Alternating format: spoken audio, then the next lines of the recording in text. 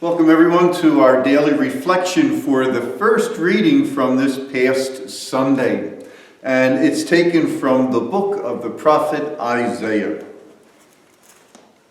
Let me now sing of my friend's song concerning his vineyard.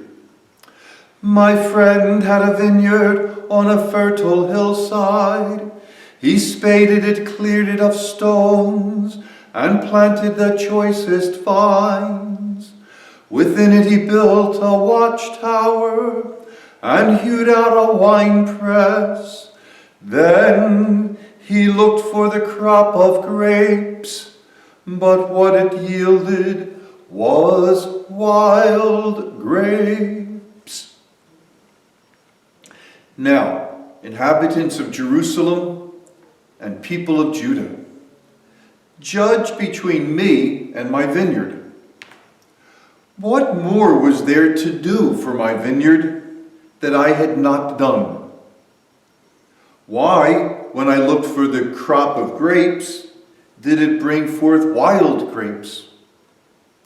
Now I will let you know what I mean to do with my vineyard. Take away its hedge, give it to grazing, break through its wall, let it be trampled. Yes, I will make it a ruin. It shall not be pruned or hoed, but overgrown with thorns and briars. I will command the clouds not to send rain upon it.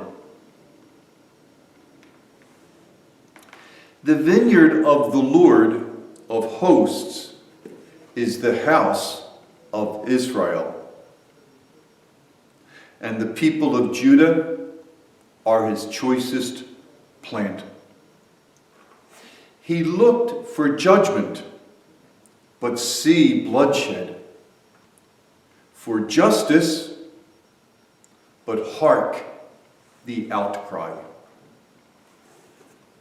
The gospel, no, it's not the gospel yet. The word of the Lord, thanks be to God.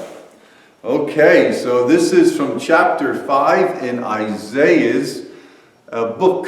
And it's a famous story. It's a famous song. It's really a parable.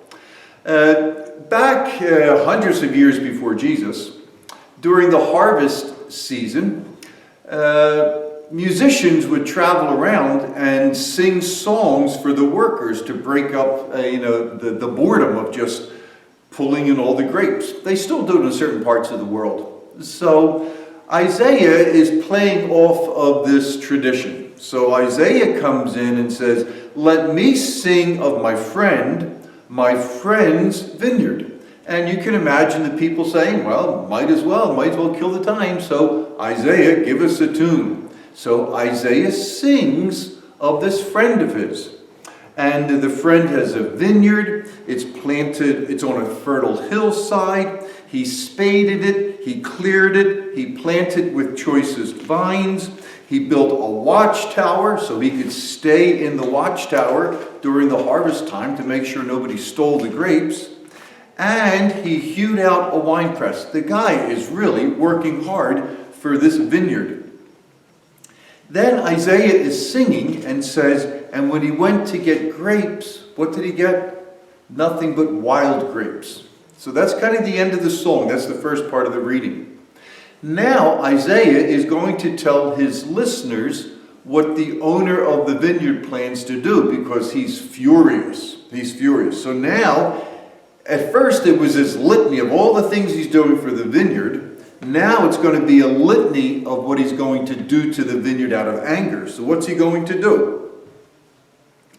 He's going to take away the hedge, give it to grazing, break through its wall, let it be trampled. It's going to become a ruin. It will not be pruned or hoed. It's going to be overgrown with thorns and briars. And not only that, rain will no longer fall on the vineyard. The owner of the vineyard is furious. End of part 2. Okay. Then we find out who the owner is and who the vine is. And this is like bottom boom, this is when the shoe, falls. So Isaiah now says to the people gathered, you are the vineyard of the Lord. He says, the vineyard of the Lord is the house of Israel, and the people of Judah are his cherished plant. So now what happens? Catch this. It's God goes into the vineyard and he's looking for grapes. Here, he's looking for just judgments from his people. Instead, all he hears and sees is bloodshed. The owner of the vineyard goes into his cherished people and he's looking for justice. And what does he find? He finds nothing but outcry and people lamenting that there's no justice. This is really serious. This is the third part. So the first part, everything he does for the vineyard. The second part, what's he going to do to punish the vineyard? And then finally we find out who the vineyard is. It's the house of Israel. Okay, little background here. Isaiah is probably prophesying the destruction of the southern part of Israel, the kingdom of Israel. The Assyrians came in and completely leveled it, destroyed it. And Isaiah is probably saying God allowed his vineyard to be destroyed because they weren't living according to the covenant. Isaiah is also warning the people of the northern part, Judah, that they better behave or the same thing might happen to them. This was the prophetic way of looking at why bad things happened to people. They saw it as God's punishment on them.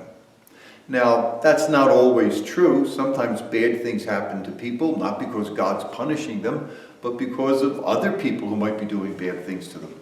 But it does serve as a reminder that God wants what's right for people, and also God expects people, his chosen people, to behave properly toward God and to one another. And if not, we're going to have to deal with the consequences. So, Jesus is going to use this parable in the gospel for this week. He's going to take it in a different direction, but he certainly knew this parable, this song, this famous poem, and he uses it, and we'll find out how he uses that in a couple of days.